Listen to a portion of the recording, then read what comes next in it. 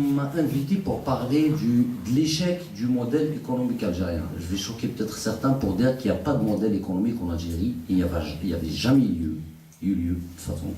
Il y a juste un projet politique. Et l'économique n'a été utilisé, ce que j'essaye en fait de démontrer, n'a été utilisé que pour répondre à des objectifs politiques d'un régime illégitime qui s'est imposé à l'Algérie au lendemain de son indépendance. Bon, c'est ce que j'essaie de démontrer à travers les fils économiques. C'est pour cela que j'ai structuré un peu cette intervention. Donc c'est une sorte d'une chronologie, voilà, sur les 60 dernières années, donc à partir de l'économie coloniale jusqu'à maintenant.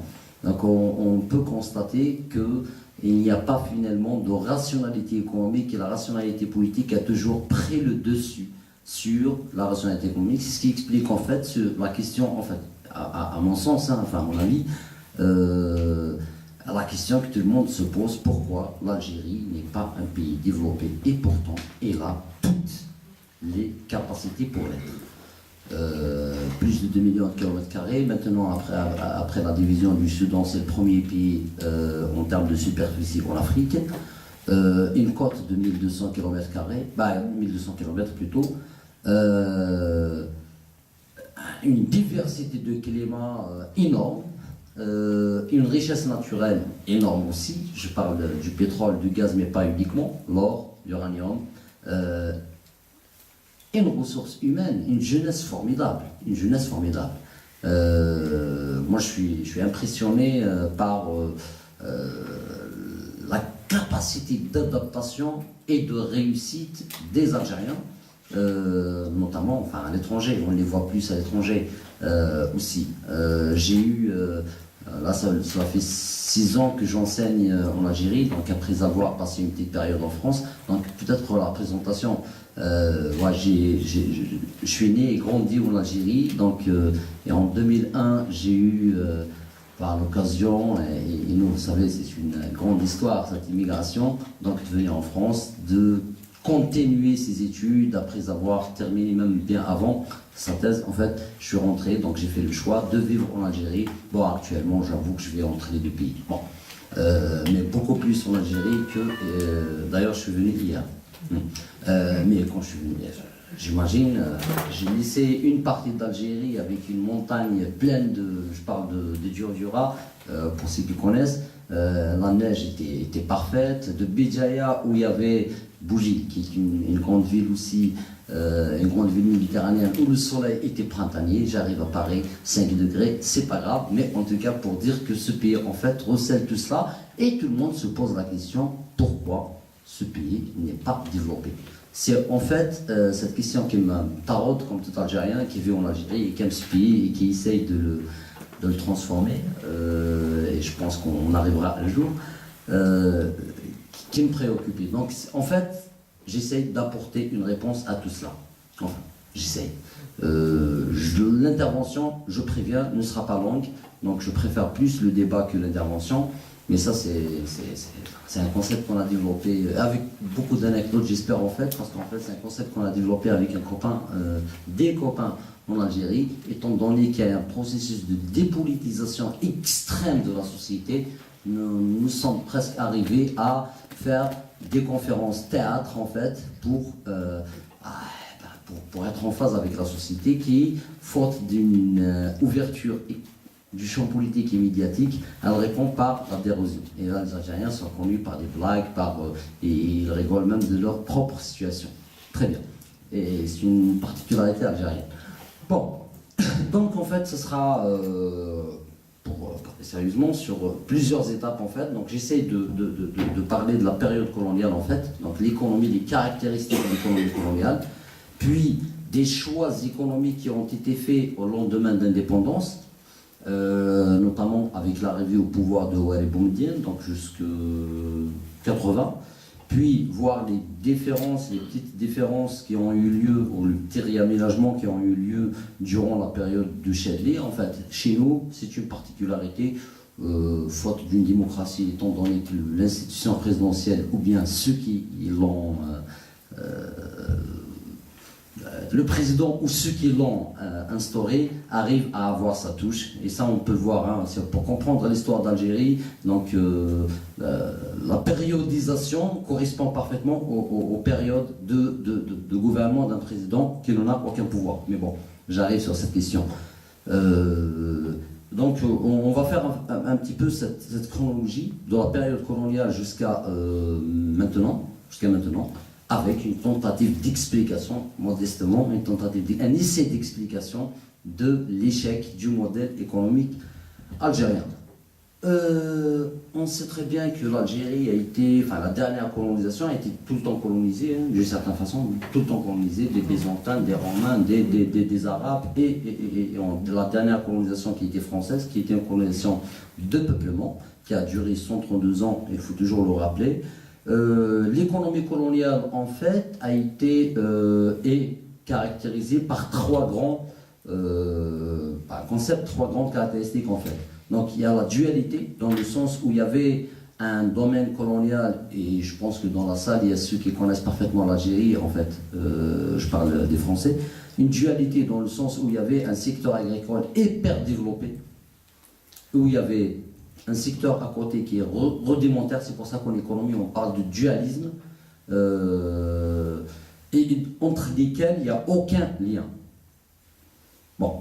Il y avait l'extraversion, parce que l'économie algérienne, en fait, n'a jamais été, ou l'Algérie n'a jamais été considérée comme un espace à développer ou appelé à se développer par lui-même. Donc il était toujours au service de la métropole. C'est pour ça qu'on parle d'extraversion. Donc toute l'économie coloniale, en fait, a été conçue de telle sorte à ce qu'elle répond aux besoins de la métropole. Il y a une sous-industrialisation effective, en fait. Là, je peux donner des chiffres s'il y a besoin, on peut le constater. Donc, c'est une économie agraire, donc c'est pour ça qu'il y a une sous-industrialisation, il y a une extraversion, une dualité. Au lendemain de l'indépendance, donc en 1962, le 3 juillet, pas le 5, je le précise, il y a l'arrivée au pouvoir de Ben Bella, suite à un coup d'État contre le GPRA. Et on a 3 années, donc de 62 à 65, de grande confusion. Donc on avait d'un côté un pouvoir illégitime qui a pris le pouvoir par la force et qui avait instauré le parti unique et le socialisme qui était proclamé comme étant irréversible. Ça a été reproduit par toutes les constitutions jusqu'à 1989. Comment juger les premières années? Bon, on peut dire que c'est des jeunes de 30 ans qui sont arrivés au pouvoir et qui essayaient, tâtonnaient par-ci et par-là, où il y avait un certain nombre de décisions économiques quand même importantes, l'instauration du dinar, la création de la Banque centrale, la création des grandes sociétés telles que la Sonatrach, et l'autogestion. En fait, parce qu'en fait, les domaines coloniaux laissés par les Européens d'Algérie étaient là, comment on fait, on a réfléchi, on s'est dit, bon voilà, on va dans un premier temps autogérer, parce qu'en fait les travailleurs algériens, avec toute la fierté, avec toute l'élan de la guerre de libération, on les a entre les mains, maintenant on va les autogérer. Et on a aussi les chiffres, c'est des domaines qui ont été autogérés dans le sens où la production n'a pas baissé, notamment dans le domaine agricole. C'est les plus importantes décisions qui ont été prises, mais ce mouvement d'autogestion a été aussitôt remis en cause parce qu'il y a la mainmise de l'administration, étant donné que le parti unique venait de s'instaurer et qu'il voulait lancer son contrôle sur toute la société, ce qui est arrivé quelques années après. Mais le plus grand mouvement, la plus grande transformation en fait, a eu lieu après l'arrivée au pouvoir de Houari Boumediene. Suite à un coup d'État contre Ben Bella, et il faut rappeler que Ben Bella Boumediene était chef d'état-major et Ben Bella était président. Boumediene était son vice-président aussi, donc voilà, quelques années après, il décide ce qu'ils appellent, ils l'appellent pas coup d'État officiellement, je pense que jusqu'à présent, ça s'appelle redressement révolutionnaire. Donc Boumediene arrive au pouvoir en 1965, il décide ce redressement révolutionnaire.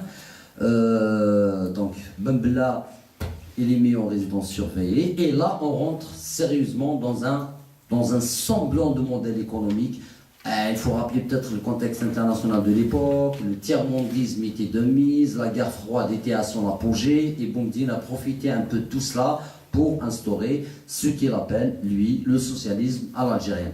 Je ne crois pas que l'Algérie a appliqué un jour du socialisme, mais on peut en parler dans les détails parce que quoi le socialisme, etc. Mais ça s'appelait comme ça l'option socialiste, ce que j'appelle le volontarisme économique de l'État. Donc en fait, l'idée consistait à tout absorber par l'État. Bon, voilà. On nationalise tout, on décide de tout, et l'administration décide. Il avait comme Premier ministre en fait un gars assez connu normalement sur la place parisienne, un certain Bled Abdeslam, qui était militant de l'Union Générale des étudiants algériens, des étudiants musulmans, et qui était chef de gouvernement, l'homme le plus puissant, qui était enfin ministre des Industries. Et on s'était inspiré en fait théoriquement d'un modèle qui s'appelle l'industrie industrialisante. Peut-être un mot sur ce modèle qui a été conçu par François Perrault et aussi conçu par Debernis, qui est un professeur d'économie à Grenoble. Donc en fait, ce modèle consistait à dire que pour que les pays sous-développés arrivent très rapidement au stade de développement, il fallait instaurer ce qu'on appelle les industries industrialisantes, des industries qui provoquent l'industrialisation du reste. Les industries industrielles. C'est un modèle théorique peut-être assez intéressant. On a au monde deux expériences. La seule expérience peut-être réussie, c'est l'expérience russe. D'ailleurs, on a plusieurs conseillers russes à l'époque. Enfin, nous étions socialistes quand même si on était officiellement non alignés. Mais bon, il y a des relations assez intéressantes avec l'URSS. Et l'Inde qui a essayé ce modèle et qui l'avait abandonné tout de suite. Et l'Algérie avait essayé de le faire. C'est pourquoi, en fait, quand on regarde un petit peu l'Algérie actuelle, on a le complexe de Hadjar à l'est du pays, donc à Annaba, à Bonn. On a Arzio à l'ouest pour les produits pétroliers, en fait, pour la transformation des produits pétroliers. Et on a à Alger, Ruiba, le complexe de Ruiba, qui est assez connu aussi pour tout ce qui est montage, tout ce qui est mécanique, en fait. Donc on s'était dit qu'en instaurant ces pôles, ce qu'on appelait à l'époque les pôles de croissance, on finirait dans quelques années, et 80, ça a été une promesse officielle comme étant l'année du décollage économique de l'Algérie. Donc on s'était dit, on instaure ces trois pôles, et puis c'est pour ça qu'on les appelle les industries industrialisantes. Donc du coup, il y a toutes les industries annexes qui vont se développer, et qu'en 80, on aurait un pays finalement émergent, pourquoi pas développé. Bon, on a fonctionné comme ça, sachant que on a nationalisé les hydrocarbures, donc le 24 février 1974.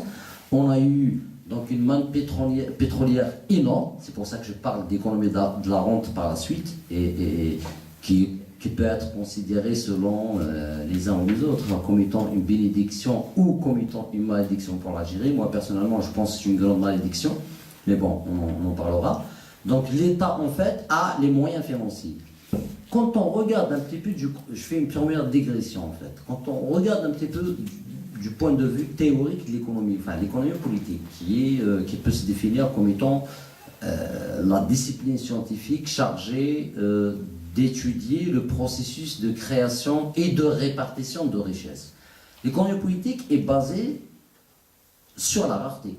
L'État algérien n'a jamais été dans une situation, enfin jusqu'à présent, dans une situation de rareté des moyens financiers. Donc il s'est les donner. Donc Boumediene avait le pétrole, qui était une ressource nationalisée, et puis voilà, on s'était lancé dans une grande entreprise de modernisation technique du pays, technique. On avait commencé d'abord à aller, pour l'anecdote, dans un premier temps, on s'est dit, on va aller dans l'usine Cléomain. Donc on importait carrément les éléphants blancs, ce qu'on appelait à l'époque les éléphants blancs. Donc on importait des usines d'Allemagne, de France, et surtout d'Allemagne en fait, parce qu'en fait Boumediene avait une petite dent contre la France, enfin, de par son populisme connu. Et puis à un certain moment ça ne marchait pas. On s'était dit, on change. Deuxième formule, l'usine produit en main, c'est-à-dire non seulement on importe l'usine, mais on importe aussi ceux qui vont la faire fonctionner eh ben, on a des sous. Et Boumedienne, comme c'est pas un homme d'État, c'est un militaire qui n'a aucune perspective historique, pensait, avec Bled Abdeslam d'ailleurs, qui est médecin de formation et qui par ailleurs n'a pas fini ses études, pensait que on pouvait importer le développement. Donc c'était ça un peu la perspective. Donc on a essayé ce modèle de 67 à 1978. La deuxième, ce qu'on appelle la révolution industrielle algérienne, entre guillemets. Le second, c'est la révolution agraire. Le même principe, l'État a nationalisé les terres agricoles après l'autogestion, donc il n'y a plus d'autogestion, sinon c'est une partie très minime. On a nationalisé toutes les terres agricoles laissées par la colonisation, enfin, les Européens habitant l'Algérie, et on a décidé de créer une sorte de coopérative à la russe pour les gérer administrativement. Donc il y a aussi la révolution culturelle, dont on parle peu. Donc c'est les trois révolutions à la Mao Tse-tung en fait. Elles n'ont rien inventé, ils ne font qu'importer des concepts aidés. Et l'autre révolution culturelle, c'était que l'Algérie devait s'algérianiser. L'école et l'université devaient s'algérianiser, et l'Algérien qui s'est affranchi de la colonisation française devait être arabe et musulman. D'ailleurs, on se rappelle de la première phrase lancée par Ben Bella à Tunis, quelques jours avant l'indépendance: nous sommes arabes, nous sommes arabes, nous sommes arabes. Alors que l'Algérie, c'est une diversité culturelle énorme. Bon, vous m'excusez ces bifurcations sur les différents chapitres, parce qu'en fait, en Algérie, et là je fais une deuxième digression, et il faudrait comprendre que nous ne sommes pas dans des sociétés différenciées dans le champ, au sens de Bourdieu, dans le sens où le champ économique est autonome, le champ culturel est autonome, et on est dans une même mise totale du politique sur le reste des champs. C'est pour ça qu'un économiste en Algérie, c'est pourquoi j'ai fait ma thèse en sciences politiques plutôt en économie, parce qu'en fait je suis économiste de formation, mais à un certain moment j'avais découvert que les concepts d'économie, et ça c'est une autre digression, n'arrivent pas à expliquer ce qui se passe en Algérie. Il y a un champ économique, il y a une circulation de richesses, mais il n'y a pas d'économie. La science économique telle qu'elle est enseignée dans les universités est non opératoire pour expliquer les réalités marchandes algériennes. J'en reviendrai. Ça relève peut-être, et je défends ça, de l'anthropologie économique, de la sociologie politique, mais pas de la science économique. S'il y a des économistes dans la salle, on peut en débattre parfaitement d'ailleurs. Donc en fait, en tout cas, ce modèle, étant donné qu'il n'y a pas de débat contradictoire, étant donné que la société civile était laminée, étant donné que c'était ça, quoi, la religion, l'islam est religion d'État, le socialisme est un choix irréversible. Boumedienne, c'est un militaire et un dictateur, et ça on le sait. Donc cette industrie industrialisante était fonctionnelle, la révolution agraire a eu lieu, la révolution culturelle aussi. Ben voilà, tout est parfait dans les années 60, étant donné qu'il y a des moyens financiers qui permettaient en fait de combler tout cela. Bon, début d'expérience, et je crois que même les Algériens ont cru. Les Algériens, j'ai des témoignages d'Algériens qui sont actuellement des opposants aussi, donc dont on ne soupçonne pas une adhésion au boumedienisme, qui me disait que dans les années 70, quand Boumedienne faisait le discours, les rues étaient vides. Bon, c'est vrai que le mec est un animal politique. Mais bon, passons. Donc, dans les années 70, c'était ça, une économie, ce qu'on appelle une économie administrée. Donc, on a administré le champ économique, donc on a une administration qui gérait tout. On gérait par la planification, ce qu'on appelle la planification centralisée. Donc, par avance, l'administration décide combien on va produire dans quelques années, etc. etc. 78, Boumedienne, 17.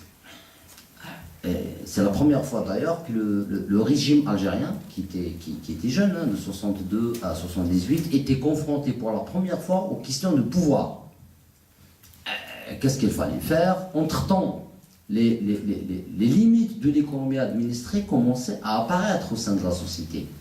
On voit notamment la corruption qui se généralisait. On avait une économie informelle qui se créait en fait.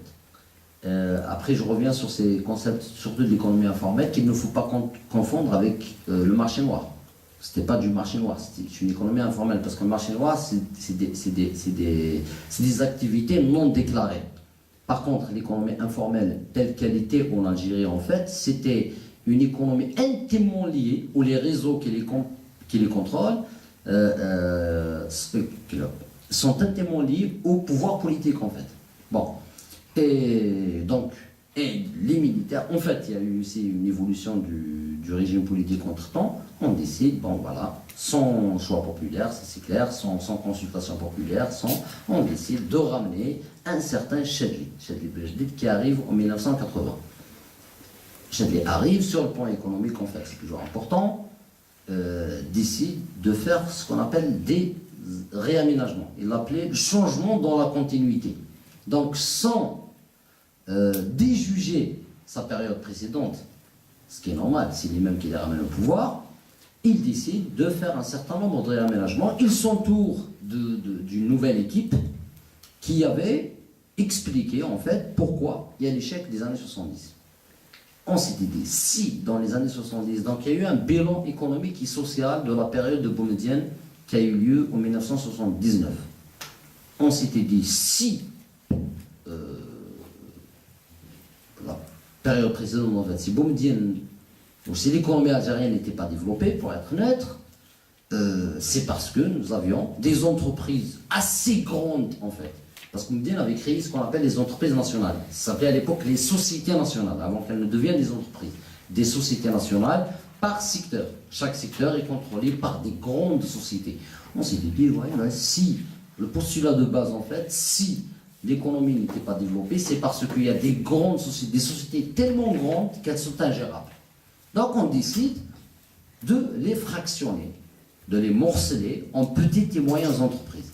Ce qu'ils ont appelé officiellement la répartition, je trouve la formule, c'est des entreprises par vocation. Vous savez, bon, parce qu'à l'époque, les fonctions de production, de commercialisation sont intimement liées. On s'est dit maintenant, on crée des entreprises de production, on crée des entreprises de commercialisation, on crée. Donc c'est pour ça qu'il y a eu, en fait, on est passé en quelques années, en 2 ans, de 400 entreprises à quelques 2000 entreprises.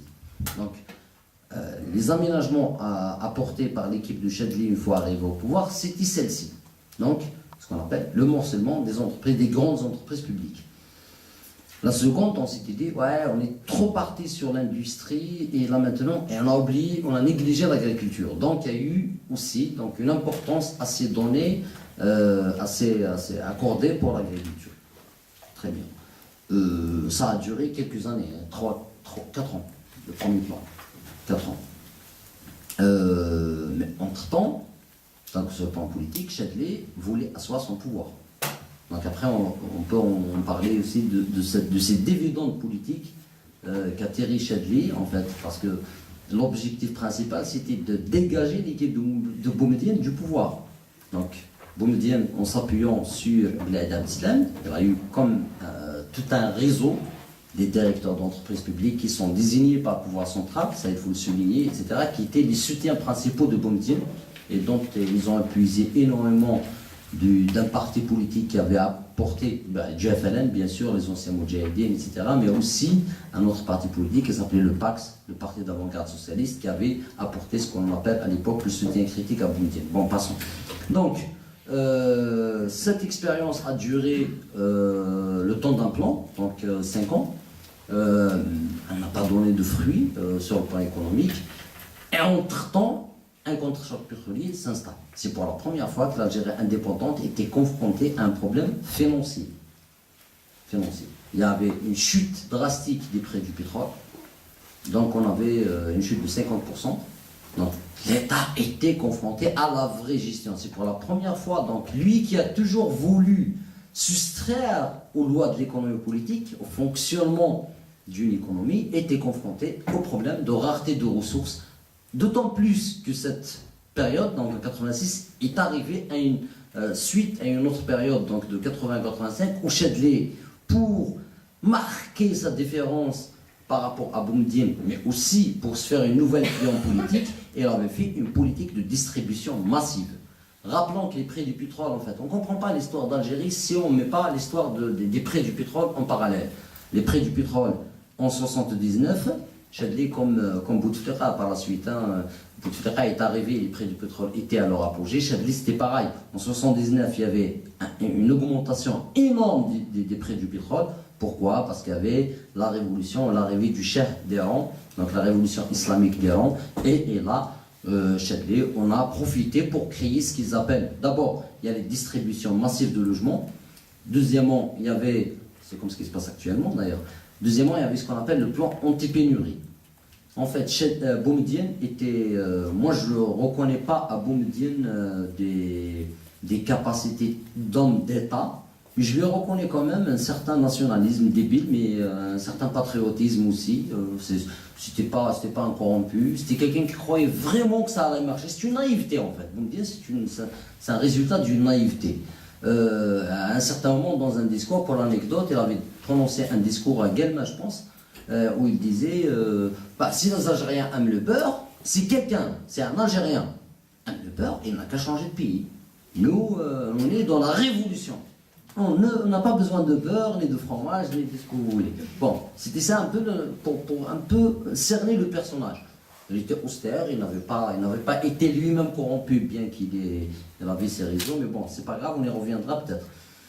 Et Chadli, pour se démarquer, avait lancé ce qu'on appelle donc les plans anti-pénurie. Donc il y avait plusieurs facteurs. Le premier, cette distribution, cette décentralisation, ce morcellement d'entreprises publiques a contribué à la démocratisation des privilèges et de la corruption. Donc imaginons de 400 grandes dirigeants de grandes entreprises, on arrive à 2000. C'est des postes voilà, exactement. D'autant plus que tout le monde est désigné en Algérie jusqu'à présent. Et j'en reviendrai, ça on peut le mettre sur le dos des trahisons des élites. Ça on arrivera parce que c'est un facteur explicatif important.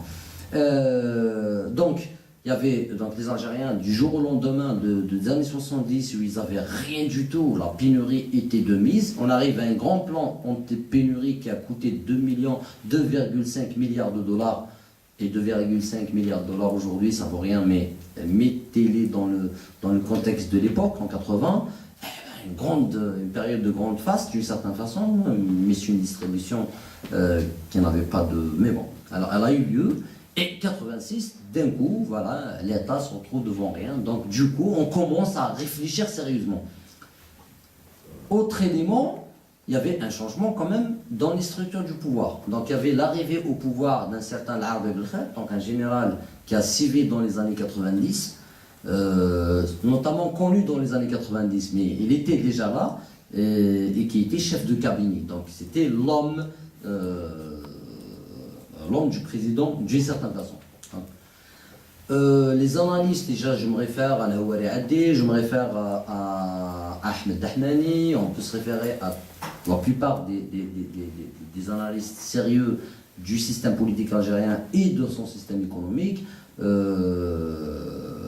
C'était l'homme clé. On avait un chef de gouvernement, un certain Brahimi, Abdelhamid Brahimi, qui est actuellement à Londres, et qui est un peu islamiste, mais bon, c'est son... Baba Fellene. Oui, Baba Fellene. En fait, le FLN, comme il était parti unique, les tendances étaient à l'intérieur. Et celui-là, c'est ce qu'on appelait les islamistes du FLN, les Baba Fellene. Bon, passons. Donc, face à la crise de 86, il y avait deux grandes réactions. La première, c'était donc... En fait, il faut comprendre un parti unique dans lequel il y a plusieurs clans, donc chacun tire de son côté, chacun essaie de s'en sortir. Donc vous avez l'Arbi Belkheir qui avait dit à l'époque, il faut tout privatiser, et c'était la tendance après les années 80. Hein, l'échec du modèle keynésien en Europe était l'occasion aussi pour le consensus de Washington, enfin, qui s'est réalisé par la suite, mais des libéraux qui arrivaient au pouvoir partout de le monde, parce qu'on ne peut pas comprendre aussi la situation interne à l'Algérie si on ne met pas le contexte international.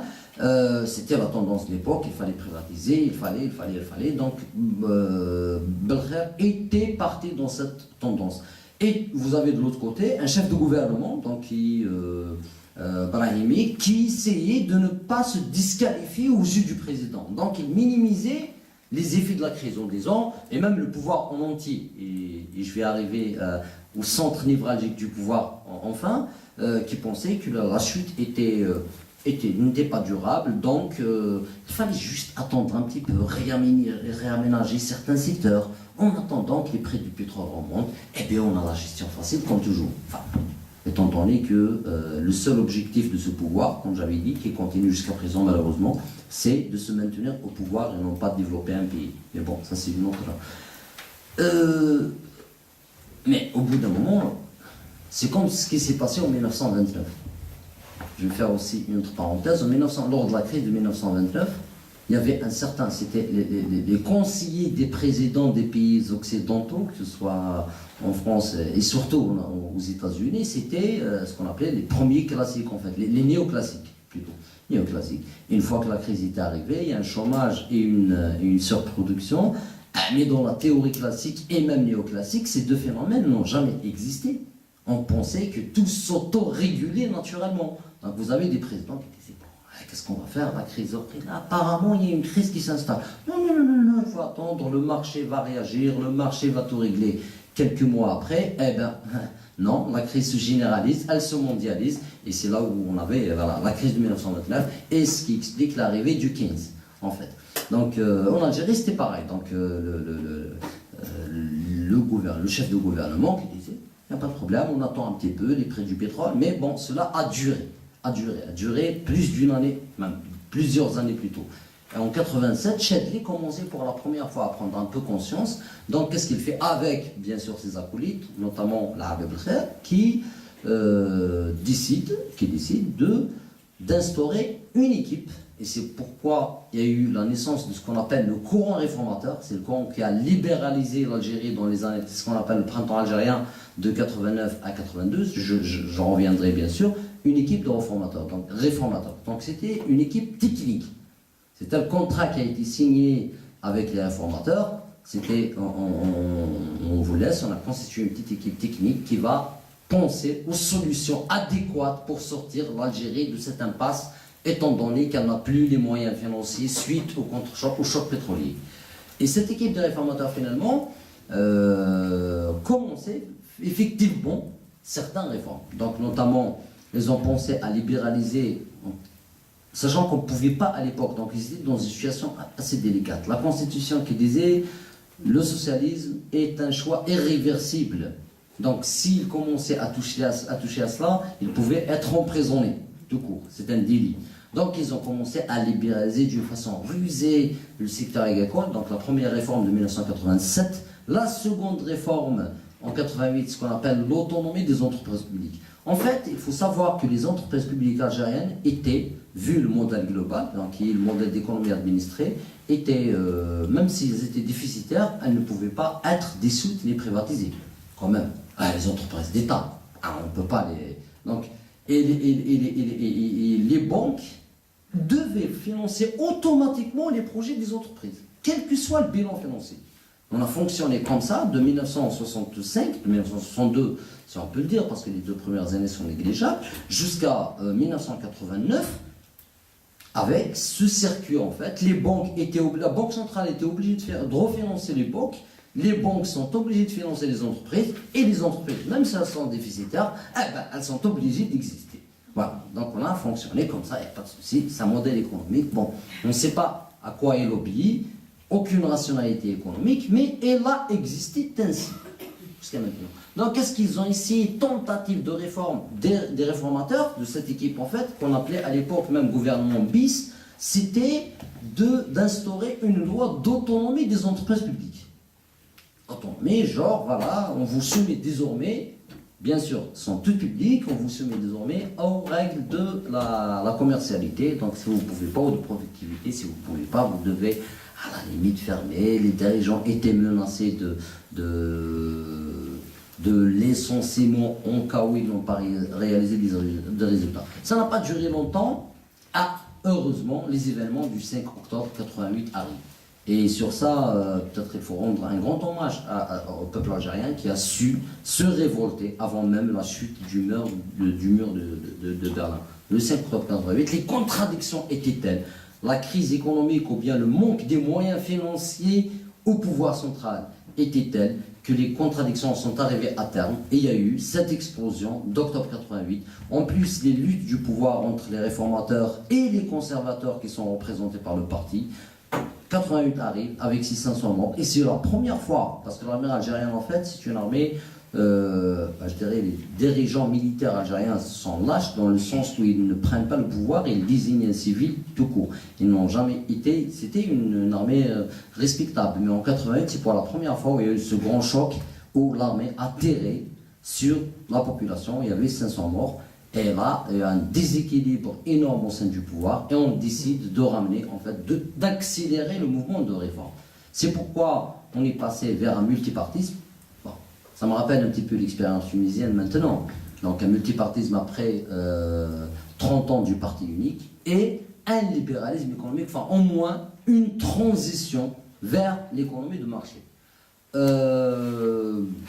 C'était pas en fait les réformateurs qui sont arrivés en premier au pouvoir. Enfin, ils étaient là, ils avaient leur poids, mais bon, comme il y avait une guerre entre la présidence et les services de sécurité, on a imposé un premier qui s'appelle, je vous ai parlé peut-être ce détail, qui est Qasem Melbah, chef de sécurité militaire dans les années 70. Mais bon, passons, ça a duré un petit peu. Mais les réformateurs arrivent au pouvoir officiellement en 89 et ils ont commencé, c'est ça ce qu'on appelle le printemps algérien, c'était les seules années de 89 à 91 où la liberté d'expression était assurée, le multipartisme était assuré et l'économie commençait à se libéraliser. Donc on s'est dit, bon voilà, maintenant on n'a plus les moyens financiers, donc autant l'État ne peut pas tout gérer, on a cassé le dogme du socialisme ou cette ligne immuable du socialisme comme choix irréversible de l'État. Quoique ce n'était pas un socialisme, je vais en arriver si vous voulez, et on a commencé à libéraliser. Donc, on a libéralisé le secteur agricole qui n'était pas trop important, ça va.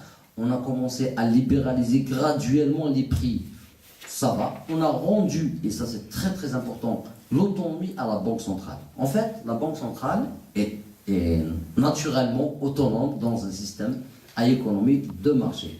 En Algérie, elle était autonome de 62 à 65, peu. 65, il y a un décret présidentiel de Boumedienne qui disait que c'est la présidence qui décide des moyens financiers à mettre en œuvre pour développer l'économie. Donc, on a abrogé son autonomie. Ça a duré jusqu'à 1990.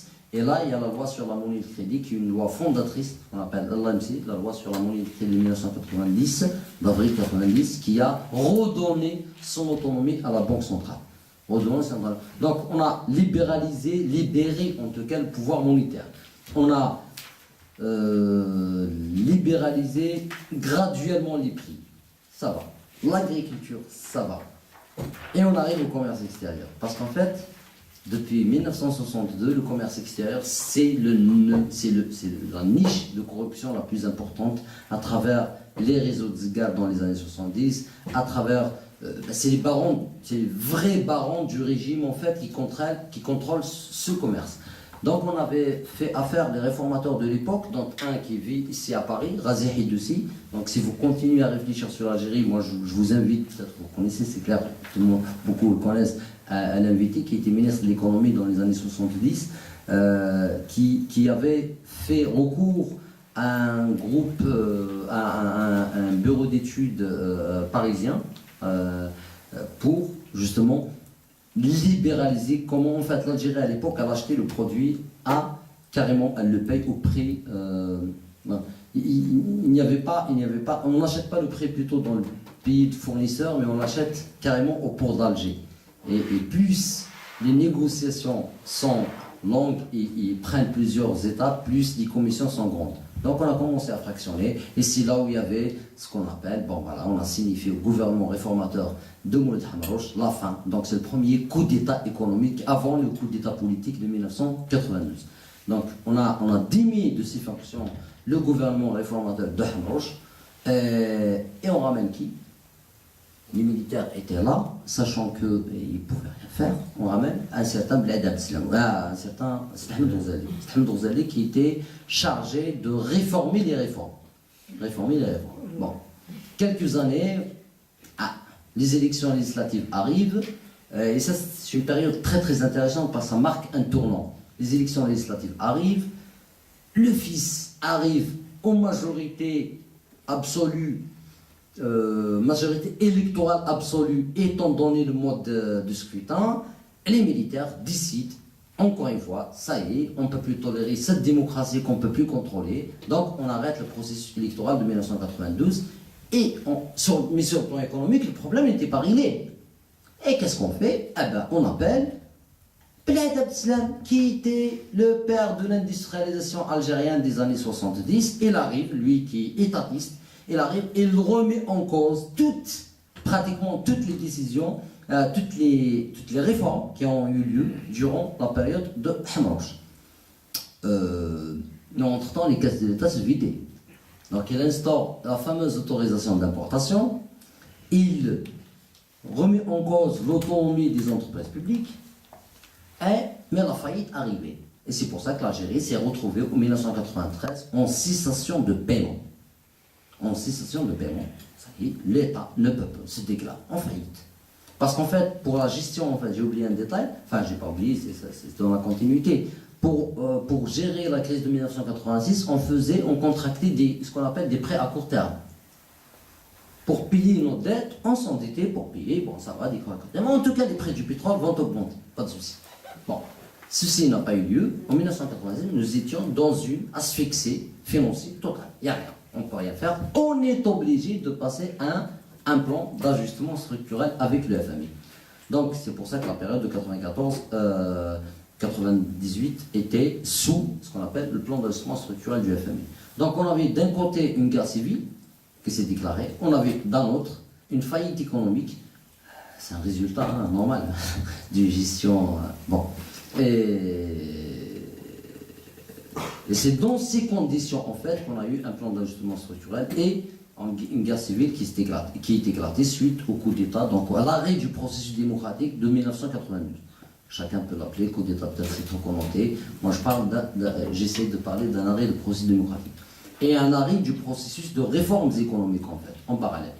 Le plan d'ajustement structurel a duré 4 ans.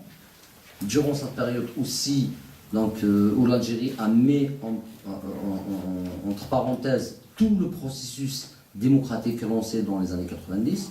Donc on n'avait rien du tout. On avait ce qu'on appelle le Haut Conseil d'État, qui est une institution non élue, n'a jamais été élue. Au niveau du Parlement, on avait ce qu'on appelle le Conseil de transition. Donc c'est des gens désignés aussi, comme d'habitude. Et le plan d'ajustement structurel, en fait, consistait à, comme d'habitude, comme ce que fait le FMI en général, vous êtes un pays endetté, vous êtes un pays en faillite, donc on vous impose une certaine rigueur, un certain ajustement structurel qui avait duré 4 ans. Jusqu'en 1900. Le plan d'ajustement structurel a donné des résultats sur le plan macroéconomique. Sur le plan macroéconomique, l'Algérie, effectivement, a rééquilibré sa balance de paiement, a réduit énormément sa facture d'importation à travers une technique monétaire simple qui est la dévaluation du dinar, qui a eu lieu à raison de 50% d'un coup. Il y avait ce qu'on appelle les glissements qui ont commencé bien avant et bien après. Donc, une dévaluation faisait quoi? Faisait qu'il y a un manque de pouvoir d'achat de la population, donc il y a moins d'importation. C'est comme ça qu'on a rééquilibré, en fait, suite à des techniques, rééquilibré la balance commerciale. 98, je vais faire vite parce que je suis plus intéressé par le débat que par ce que je dis. 98, il y a une augmentation énorme et continue des prix du pétrole qui dure jusqu'à présent d'ailleurs. 99, le monsieur actuel arrive au pouvoir avec une élection très contestée. On le sait, il y avait 7 candidats, 6 se sont retirés et lui est imposé par. On rentre dans une nouvelle phase, ce qu'on appelle la phase de relance économique. Donc on avait mis aux finances un certain Benachnou, Abdelatif, qui expliquait à longueur de journée que nous avons de l'argent, donc maintenant on va relancer l'économie algérienne. Donc ce qu'on appelle les plans de relance économique à la keynésienne, dans le sens où l'État devait investir dans les grands projets pour permettre au reste d'activité de se développer. Bon, le problème des plans keynésiens, c'est qu'ils ne fonctionnent pas dans un pays rentier, quand il n'y a pas d'économie productive. Quand on est dans une économie productive, donc dans laquelle l'État injecte des sommes d'argent dans une économie, cela profiterait au reste du secteur, et c'est comme ça qu'on aura des périodes de relance à la keynésienne. Mais quand on est dans un pays comme l'Algérie, qui est essentiellement rentier, où l'économie réelle n'est pas développée, cet argent est vite fait transféré vers les importations. C'est ce qui explique en fait qu'en Algérie maintenant, plus les dépenses de l'État sont importantes, plus l'importation, la facture d'importation augmente. D'autant plus que même ces grands projets dont on parle, dont on nous matraque ces dernières années, l'autoroute Est-Ouest, le métro d'Alger, les tramways un peu partout, ont été réalisés par des entreprises étrangères, notamment chinoises, qui ramenaient non seulement qui s'accaparaient non seulement du projet, mais ils ramenaient la main-d'œuvre. Dans des ouvriers carrément, dans un pays. Hein, et leur bouffe. Aussi, exactement, aussi. Donc on a une entreprise étrangère, on lui donne un projet, elle ramène ses propres ouvriers de Chine, plus ses projets, plus leur manger. Donc voilà, cette dernière année, c'est des dernières années, dans 99, aujourd'hui un peu plus, 15 dernières années, on assiste à une grande déliquescence de l'État dans lequel les luttes entre les différents clans du régime s'exacerbent par période, mais s'atténue en général, mais tout le monde trouvait son compte, sauf le vrai peuple. C'est pour ça qu'on s'est retrouvé avec des grandes affaires de corruption qui vont ressortir encore plus. Il y a beaucoup de dossiers qui vont... et voilà. Et, actuellement, pour faire un peu vite, actuellement, donc on se retrouve avec un État, un pouvoir riche. Je ne parle pas d'État, parce qu'à mon sens, il n'y a pas d'État en Algérie. Donc ce qu'on appelle l'État de droit. Hein? Il y a un semblant d'État, il y a un régime qui confisque un État, mais il n'y a pas d'État. Donc riche, un peuple de plus en plus pauvre, parce que quand le résultat de tout cela, en fait, de toutes ces 50 dernières années de gestion politique et non pas économique d'Algérie, on se retrouve avec une classe parasitaire qui est au pouvoir, qui est de plus en plus riche, pendant que la population devient de plus en plus pauvre. Et c'est un grand malheur, c'est un grand dommage que des occasions ratées, tout le monde le constate. Mais la question qui demeure aussi posée, c'est pourquoi l'Algérie, en fait, n'a pas, l'Algérien, dont on connaît sa révolte légendaire, qui dure depuis